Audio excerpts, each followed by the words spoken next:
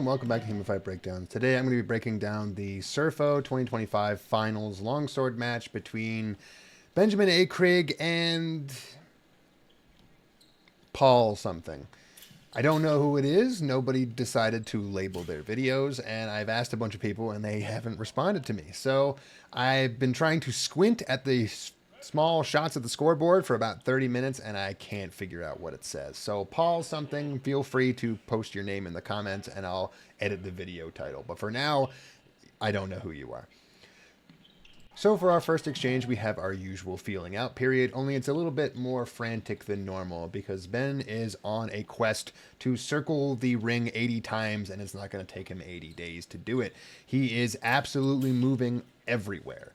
But all of this is a little bit for naught because about 3/4 of the way through the exchange, Paul, unknown, just throws a very nice hand shot right under the top of the hands, which takes a couple seconds to get called, but does eventually get called because it kind of just slips over the top. Now, there's a lot of discussion as to whether or not you could say this is a valid hand strike. For my money, I really don't like to call these kinds of cuts because I feel like 90% of the time they're only really making that kind of contact because plastic glove makes a really loud noise when it even gets tapped. And anytime that I can hear a ton of cross guard ring at the exact same time as a hand shot, I don't like to call it. But I will say that in this particular instance, there's not a lot of cross guard ring and there's a whole lot of hand snap. So I can definitely understand why it gets called and why it is definitely indicative of how this fight is going to go overall. Because if they're going to call hand shots like this, well, you can pretty reasonably expect that both fencers are going to be going for them now nonstop. For our second exchange, my prophecy comes true. It's almost like I pre-watched this footage, and we have another fun little hand strike after a whole lot of dancing around. Only this time, the hand strike is significantly less fun because it's a much more typical HEMA double hand strike. See, one of the things about HEMA is that you often throw cuts along a 45-degree line, and this is with the intention of trying to engage in a bind if your attack doesn't manage to land. But when you throw 45-degree angle attacks at the hands, well, if your opponent has the exact same handedness of you, they're going to throw the exact same thing at you, and you're going to find that you will not engage in a bind. Instead, you will both simply hit each other in the hands. And it often feels really bad when you do so because you're often throwing your hand a little bit forward, so it gives it that extra bit of sting. I think this is the right call here in the sense that they both did definitely hit each other in the hand, and there was virtually no ability to really get your hands out of the way while delivering this strike, unless you shallow it out and turn it in a little bit more horizontal. This is also a little bit interesting because I know how Ben likes to fight, and this is a very passive, defensive way of fighting that I'm seeing from him, though I think it's entirely because of that first hand shot in the beginning. He now realizes that, hey, they're going to call hand shots, it's time to go for some hand shots, because at the end of the day, if every single time I go for something deep I get hit on the hands, well, it might be called out of tempo and I might not get any points for it. So we don't want that to happen. We're going to go for the hands a lot. Now we're just sort of suffering the consequences of that. For the third exchange, we have the other consequence of going for low priority targets, the ever-present threat that your opponent will simply go straight to your head and there will be nothing there to protect you from it. This is another one of those instances where I really just don't like rule sets that don't punish this particular interaction. I don't really care if you do like a 1 point, 2 point, 3 point, control point, whatever, it doesn't matter. What matters to me is that if someone takes a step forward and throws a cut at my leg, in my opinion, they should be punished if they are simultaneously hit in the head. And in this instance, that is exactly what happens. Fencer on the left, Paul Muad'Dib unknown, goes for his wonderful little leg cut and just gets conked straight on the front of the face. Now, Ben does his best to try to simultaneously move forward and throw his legs back, but that's not physically possible. So he ends up throwing his legs into the strike regardless, gets hit, and ends up in a double. And again, I just hate interactions like this where there is no punishment for the person who took a step forward and threw a leg shot, because in my mind, that is pretty much the only instance I can think of where I would legitimately classify an exchange as suicidal. You took a step forward, you threw to the leg. I don't even care if it's to the arm, only to the leg. And just there was nothing you could do. If you landed that strike, you were going to get hit in the leg. If you didn't land that strike, you were going to get hit in the head. There's no way out of this one. For the fourth exchange, we have another cheeky little hand strike, only this one's a little bit confusing. It's actually hard to tell where the strike actually happens, but this actually is another fun little tactic of Ben's, which he will use baited probing strikes as a method of getting someone to extend their hands forward, and then he will catch you with the short edge coming back up to a neutral position. So what happens here is Ben throws his cut towards the hands. It's completely out of range. It completely whiffs. But the exact same time as this happens, his opponent realizes, oh, he just whiffed an attack. Now is the time to go in. And as he is taking his step forward, getting ready to throw his attack, Ben goes backwards very quickly and throws his short edge strike straight along the same line as he just came down, ensuring that his opponent's hands are probably going to be in the way, and he manages to nick him just with the tip of his sword and gets out of range. This is a great demonstration on how to throw these really nice hand shots because, one, it didn't just interact like the second exchange where they both threw the exact same strike and landed the exact same target, but it's basically using the bait of that exchange where your opponent thinks, oh, if they miss theirs, I'm going to land mine. Here comes mine. Oh, I was out of range, and your little short edge strike managed to reach its target. Also, it's a great strike because even if you miss it, you're backing out of range, you're returning to a neutral position, you're in a perfectly capable place to defend yourself further if that doesn't land or if it's just called low quality by the judges. Up next, we have another little rough one. So the crowd was trying to get people amped, and instead they ended up amping up the fighters, who both go in and throw a big thrust to their opponent's chest. Fighter on the left, Paul, decides to throw a one-handed strike, which is not necessarily a bad idea, but Ben on the right here throws a really big leaping shield house straight to the chest, which of course lands because his opponent didn't really back up any further and only threw a one-handed strike out there, which had no real capability of parrying. Not really a bad decision on either person's part, just two semi-decent decisions that ended up not lining up very well. They both stab each other, and it ends how it ends. However, this is another time we get to talk about rule set, where in some instances, one-handed strikes are given lower priority than two-handed strikes. Again, I don't care how many points you give one or the other. What matters to me is the idea that, well, in this particular instance, I think it would be a little bit smarter to maybe disincentivize the one-hander, but at the same time, it's a thrust. It clearly lands very well because it bends really hard on Ben's chest, and, well, whatever. A double is a double. This just in, I just found out the name of the other fencer is Paul Groover. I'm not going back and re-recording all those bits, but for this particular exchange, we have another cheeky little leg snipe here from Paul. Now, this is the leg snipe that clearly Paul has been trying to set up this entire time. There have been repeated instances where he's gone low and just been hit directly in the head, but the winning solution here is to get Ben onto the back foot, which is admittedly a pretty hard thing to do. Ben really loves attacking.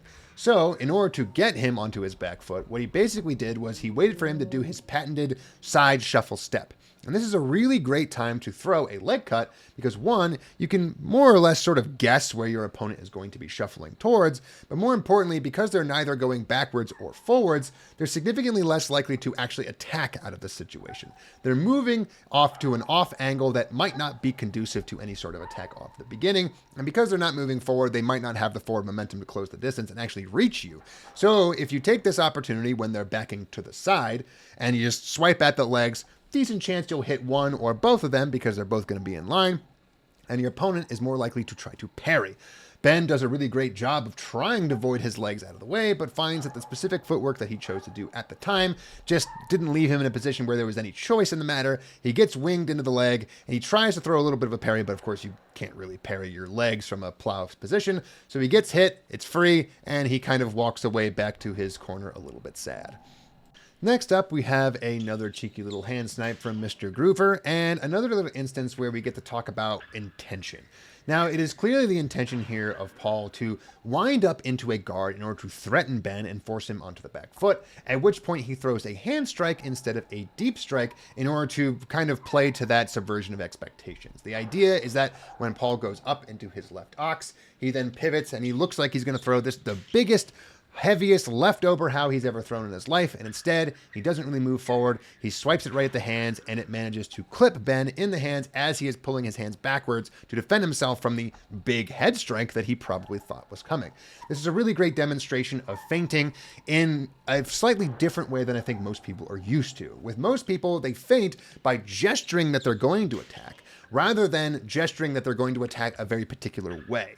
By going up into that ox and throwing that big cut, he is leaving himself a little bit open to any sort of interrupting attack and oppositions, but at the same time, that threat of that big attack is clearly enough in this instance to get Ben onto the back foot and onto the defensive, which Groover has capitalized on by going for the hands, a very shallow non-committal target that even if he misses, he's not going to be in range to get immediately reposted, so it's a great place to shoot for. For our next exchange, we have another iteration of this exact same technique, and as this executes once again very successfully, we have to be asking ourselves, why is it that Ben isn't being more aggressive? And the reason is, in my opinion, is that so far, every time he has been aggressive, it has resulted in a double, which got him no points, even in certain instances where maybe I might disagree with the rules here and think that it should have given him something. The idea here is that while most people will tell you that a rule set won't really change how a person fights, how rules are being judged in the middle of a fight does change how certain fencers adapt to what they perceive as happening in the fight. Because Ben has not gotten any points on any of his aggressive, deep thrusting actions or deep cutting actions, he's essentially getting put into a little bit of a feedback loop where he thinks, well, I shouldn't go for them anymore. As a result, he's getting picked apart on the outside, really they're both picking each other apart on the outside, with these hand shots because both of them are clearly under the understanding that if they go for something deep, they're going to get sniped in the hands and the rest of their stuff is either going to be a double or out of tempo. This is the second to last technique, and we see a really, really interesting thing from Ben here. Now, I've talked before about one of his techniques being that he throws a probing cut with the intent of missing it, waiting for you to come back in for a little bit of a repost, and then he short edges back up the top.